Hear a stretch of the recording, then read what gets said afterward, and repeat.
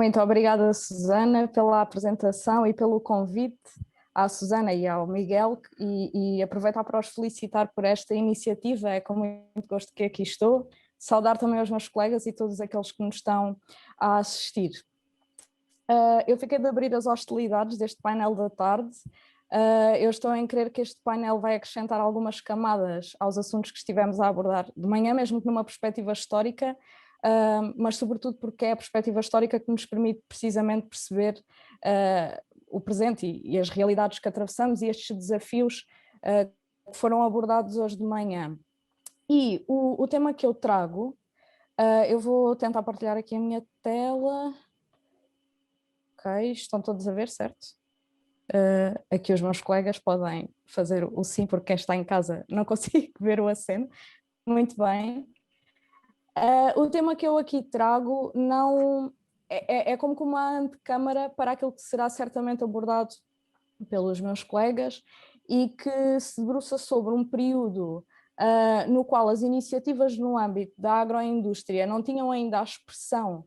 que viriam a ter mais tarde. Aliás, a professora Fernanda Rolo já fez uma incursão sobre essa temática hoje de manhã, mas em que as preocupações relacionadas com o assegurar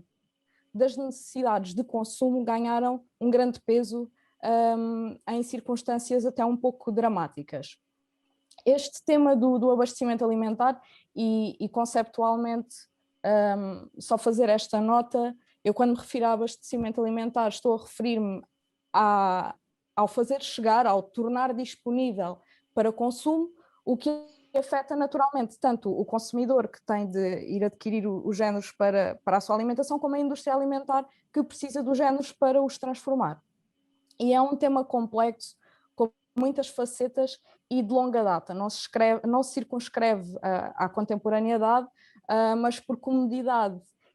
e porque os projetos de investigação aí se obrigam também, e esta apresentação parte de uma reflexão que eu tenho vindo a fazer com a minha dissertação de doutoramento, eu circunscrevi esta apresentação à cronologia do pós-Primeira Guerra Mundial e a apresentação, mais do que apresentar grandes conclusões, pretende lançar algumas pistas para podermos pensar em conjunto sobre esta questão dos desafios que se foram colocando em Portugal ao nível da disponibilidade, por um lado,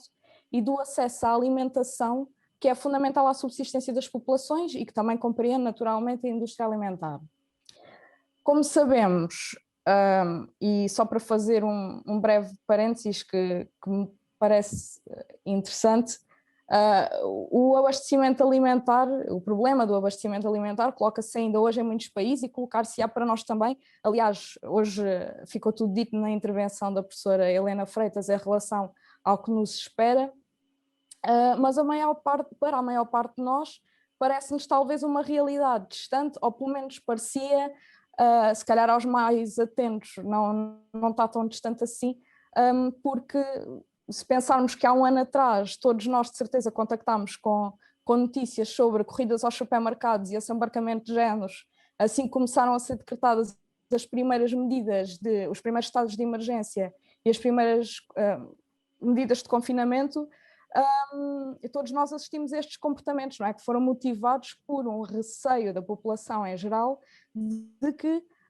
o encerramento das fronteiras de alguma forma desarticulasse os circuitos de distribuição que levam para os nossos supermercados, para as nossas mercearias, os alimentos que nós precisamos para nos alimentar no nosso cotidiano. E não deixa de ser interessante que uma realidade que nos parece talvez distante não esteja tão distante assim. E porque a realidade no fundo é esta, os nossos pais e os nossos avós talvez não, e nós de certeza que já os ouvimos falar sobre as dificuldades que passaram em termos de alimentação nas suas juventudes e mesmo na sua vida adulta, mas nós hoje, em pleno ano de 2021, chegamos ao supermercado, temos todos os produtos que precisamos para a nossa alimentação, muitos deles fora da época, com todos os impactos que isso tem ao nível da sustentabilidade, sem pensarmos muitas das vezes como é que os produtos lá chegam. Ou seja, esta ideia de que não há géneros para o nosso consumo diário, e aqui não me estou a referir ao poder de compra, que é todo um outro problema, mas o simples facto de nós podermos chegar ao supermercado e chegamos e não encontramos batatas ou azeite ou pão, essa falta de géneros em virtude de problemas estruturais ou conjunturais, e quando estou a falar em conjunturais, refiro-me, por exemplo, a uma greve de padeiros no século XIX ou uma guerra como esta que foi a Primeira Guerra Mundial, parece-nos uma realidade muito distante e, no entanto, verificava-se no século passado. Feita esta incursão assim um pouco, talvez, um pouco ortodoxa naquilo que é este tipo de apresentações, o que me interessou aqui perceber e o que eu tenho vindo a analisar é como é que se fez a transição de um período de 4 anos que agravou muito estas dificuldades estruturais de abastecimento que Portugal já tinha e que é uma realidade que não afetou apenas Portugal, mas aqui o nosso foco é esse, porque a Primeira Guerra Mundial desarticulou as redes de distribuição já de cifragens, e o que eu quero perceber é como é que se deu essa transição para um período de paz. E o que eu tenho vindo a analisar é, em particular, o papel do Estado, porque o Estado passou a intervir em todos os domínios da vida económica durante a guerra, incluindo o do abastecimento alimentar, porque é vital, e a ideia é perceber como é que o Estado recua, por um lado, e quando é que recua, procurando aqui também sinalizar quais são os efeitos de arrastamento dos impactos e da experiência da guerra no período que se segue. Sempre tendo em conta, e faço esta ressalva, que este é um problema, o problema dos abastecimentos é um problema sobretudo dos centros urbanos, porque predomina na maior parte do nosso país uma agricultura de subsistência que sabemos hoje que não era suficiente à data para garantir as condições de alimentação dignas da população, mas talvez essa característica de uma agricultura de subsistência tenha acabado por ajudar a mitigar um pouco os impactos dessa desarticulação quando ela acontecia e como aconteceu num cenário de conflito. Mas ainda à história. O intervencionismo do Estado na vida económica após a Primeira Guerra manteve-se de alguma forma nos primeiros anos do pós-guerra, numa dinâmica, aliás, que foi transversal a vários países e Portugal não foi exceção. Mas no domínio de todas as restrições que foram colocadas pelo Estado à liberdade comercial dos produtos alimentares, e faço aqui o ponto de ordem que estamos sempre a falar de abastecimento à população e abastecimento à indústria, essas restrições foram sendo levantadas de alguma forma logo nos primeiros meses de 1919. No domínio, aliás, da liberdade comercial e da dissolução de todos os organismos que foram criados para atender ao problema das subsistências durante a guerra, o debate começou cedo, mas viria a prolongar-se por toda a década de 20 e fez-se sempre em torno das opções pelo recuo ou da manutenção do Estado no plano do abastecimento alimentar em particular. Ao longo do ano de 1919, houve uma tentativa de... Eu se calhar ponho isto em vista de... Já está. Ao longo do ano de 1919, houve uma tentativa de equilibrar a liberdade de circulação dos géneros que tinham sido alvo de restrições, até porque se acreditava que, fazendo afluir esses géneros ao mercado, a consequência direta seria a diminuição do preço desses géneros, permitindo assim o acesso das populações a esses géneros com esse mecanismo, mas ao mesmo tempo o Estado manteve a regulação na distribuição e trânsito de alguns géneros específicos que eram considerados básicos e que por isso podiam ser alvo de fenómenos como o assambarcamento e a especulação, que aliás se mantêm durante todo este período, e é esta tentativa de equilíbrio que se tenta fazer. E o que é curioso é que estas dificuldades não desaparecem,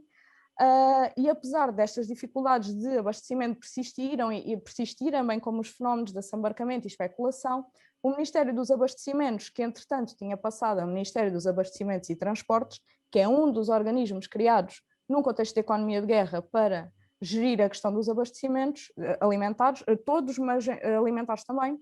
foi extinto em setembro de 1919, com base na premissa de que tinham cessado, com o fim da guerra, as circunstâncias que tinham determinado a sua criação. E, na realidade, o que se estava a verificar, e até reconhecido pelos poderes públicos, era que as dificuldades persistiam de alguma forma. Parece um contrassenso, mas o que é certo é que o Estado não se demite da questão do abastecimento, elimina formalmente um organismo que foi criado para aquele contexto, mas mantém-se dentro da dinâmica do que compete ao Estado, ou do que se entendia que perante aquelas dificuldades competia ao Estado assegurar, transferindo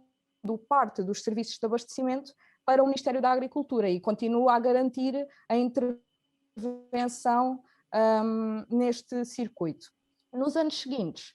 a resolução do denominado problema das subsistências, que era um problema antigo e do qual a questão do abastecimento alimentar é uma das facetas, centrou a atenção dos governantes e dos órgãos legislativos que debatiam estas questões, centrou a atenção destes poderes em dois domínios bastante antigos e indissociáveis entre si, não eram de agora, mas voltavam a estar em cima da mesa, dada a permanência destas dificuldades. Por um lado, uma produção interna que não conseguia corresponder às necessidades do consumo da população e que implicava o recurso à importação dos bens em falta, e a questão do acesso aos géneros alimentícios essenciais, que se sentia nas dificuldades em fazer chegar estes produtos ao público, e em particular nos grandes centros urbanos, e, consequentemente, nos preços que eram praticados. A questão era complexa e difícil de resolução, tanto mais que quando começava a ser debatida, expunha as debilidades estruturais do país, nomeadamente ao nível dos transportes, que eram necessários para fazer chegar ao país e aos grandes centros géneros alimentícios em grande quantidade, de forma a baratear o seu custo, e a questão dos salários, que ao não conseguirem acompanhar a escalada dos preços, condicionava o acesso a esses produtos. E a sua resolução era urgente porque, além disso, dela dependia em boa parte a manutenção da ordem pública. Embora nem sempre tenha ficado claro nestes debates e nestas discussões qual seria o melhor caminho a seguir, foi transversal aos vários governos republicanos que se sucederam entre 1919 e 1926, a percepção de que o problema se resolvia por duas vias, prestando-se atenção a dois pilares fundamentais. Por um lado, o que parece mais óbvio, ou o que parecia mais óbvio, que era o aumento da produção, e por outro, pela intervenção do Estado na circulação e no abastecimento. Ou seja, o que estava em cima da mesa nestes primeiros meses do pós-guerra era a asserção de que se deveria caminhar gradualmente para a liberdade de comércio, mas sempre com a salvaguarda de que o Estado se deveria manter em cena como regulador de preços e da distribuição dos produtos para os quais essa liberdade ainda não fosse aconselhada. Numa análise muito global, e podemos debater sobre isto depois, mas globalmente o problema persistiu ao longo de todo o período, sem que, no entanto, os vários governos tenham demitido de tentar dar-lhe uma resposta, atestando a volumosa legislação que é produzida entre setembro de 1919 e maio de 1926, e eu vou explicar o porquê desta baliza cronológica. Setembro de 1919 é quando é eliminado o tal organismo, o Ministério dos Abastecimentos e Transportes, portanto interessou-me aqui perceber o que é que acontecia depois deste organismo ser eliminado, e maio de 1926, porque é quando termina a primeira experiência republicana portuguesa. Se bem que esta volumosa legislação é muita, como podem ver aqui pelo gráfico, aliás, estes valores ainda não estão bem fechados, é uma primeira contagem que eu fiz e de certeza que a vou apurar, mas não, os valores não variar muito mais, não vão sair de certeza desta contagem que aqui estão. Ali na primeira coluna está uma contagem global do número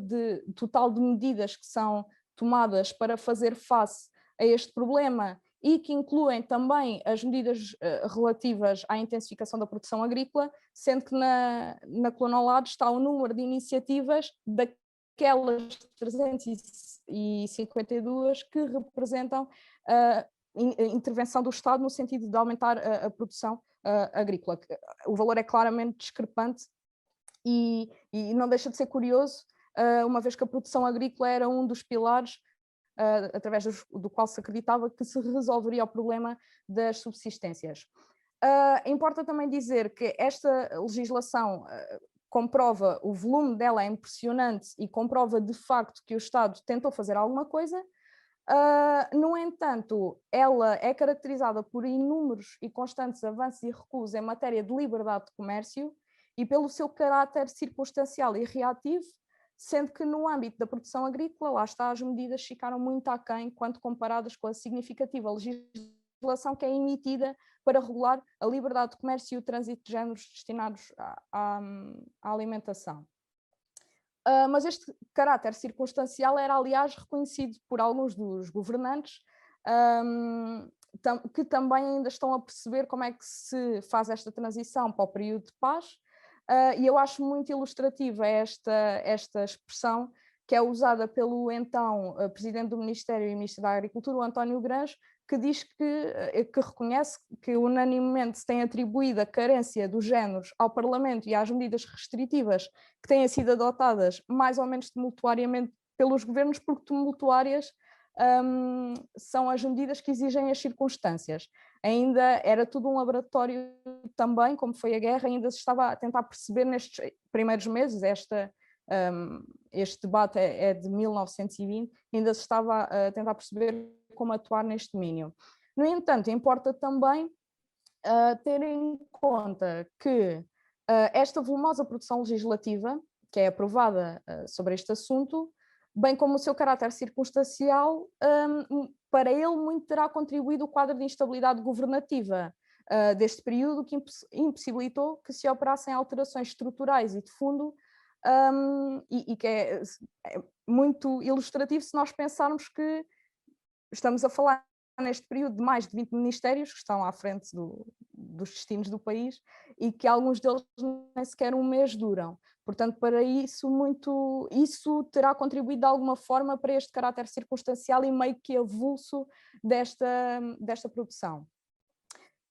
De um modo geral, as soluções encontradas e colocadas em prática, apesar dos diplomas serem muitos, eles são muito repetitivos e não saem muito do mesmo.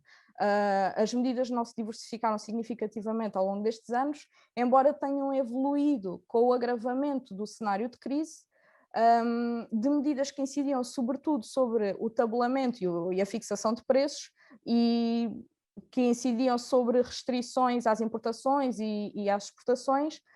para formas de intervenção mais diretas, como as da requisição por parte do Estado, do controle do trânsito dos produtos com recurso a guias de trânsito ou credenciais,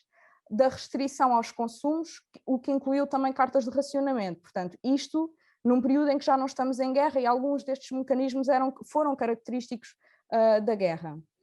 Sendo que o objetivo era sempre o de garantir a existência dos géneros considerados essenciais ao consumo interno e alcançar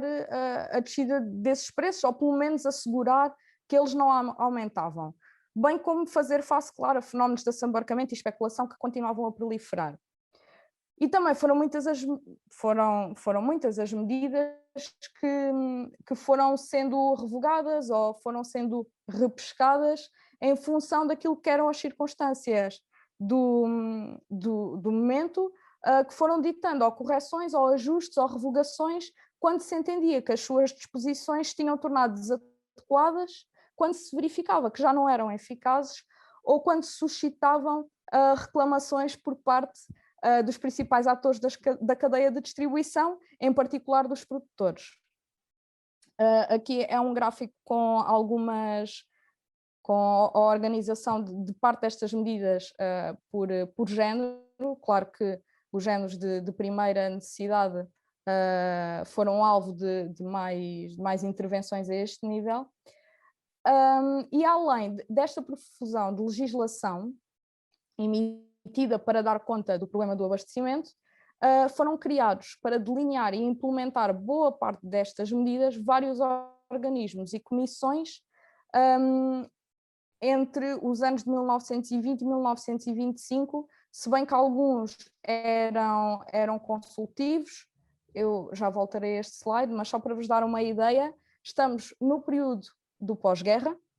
tinham sido eliminados todos os organismos criados num contexto de guerra, e estes são os organismos que são criados no pós-guerra até 25.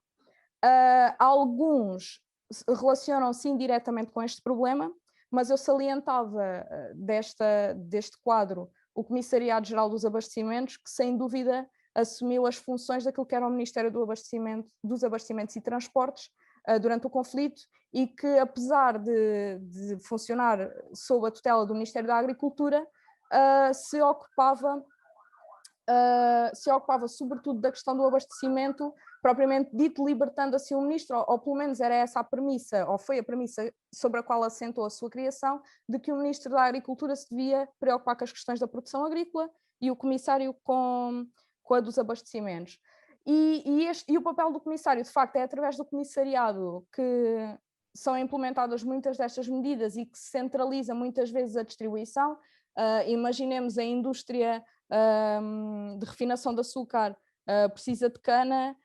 para o açúcar ser refinado, esta distribuição fica centralizada pelo Estado através deste organismo. Isto é só um exemplo. Ou, por exemplo, alguém quer exportar manteiga e o Estado tinha, através deste organismo, o direito de ficar com uma percentagem dessa manteiga a ser exportada para abastecimento da população em organismos que também foram criados neste período, como os armazéns reguladores,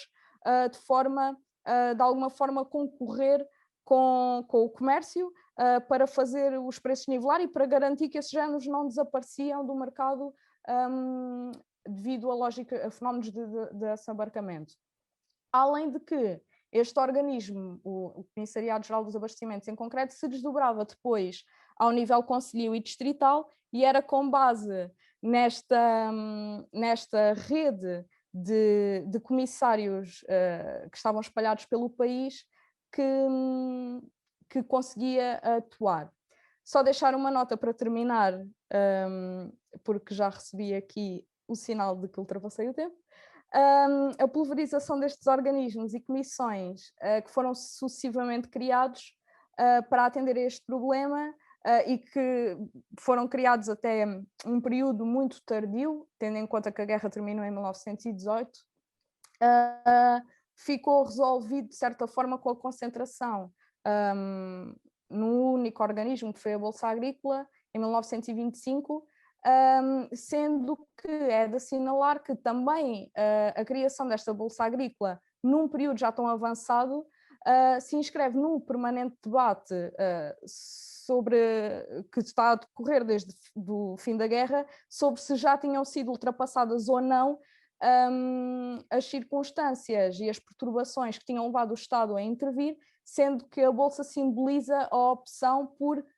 manter o intervencionismo estatal na regulação do comércio e aprovisionamento do país em géneros de primeira necessidade, para atender às necessidades do público consumidor e da indústria alimentar, sendo que esta profusão de organismos e leis e o sucessivo adiamento do recuo do Estado neste domínio refletem as dificuldades do regresso à normalidade, que agora também nos é muito familiar esta expressão, as dificuldades deste regresso à normalidade após o término da Primeira Guerra Mundial. Obrigada e peço desculpa, Susana. Obrigada, Inês. Não, aqui não há ultrapassagens. Muito obrigada. Se calhar continuávamos este ciclo de apresentações, só recordar que é possível colocar algumas questões aqui no canal do YouTube,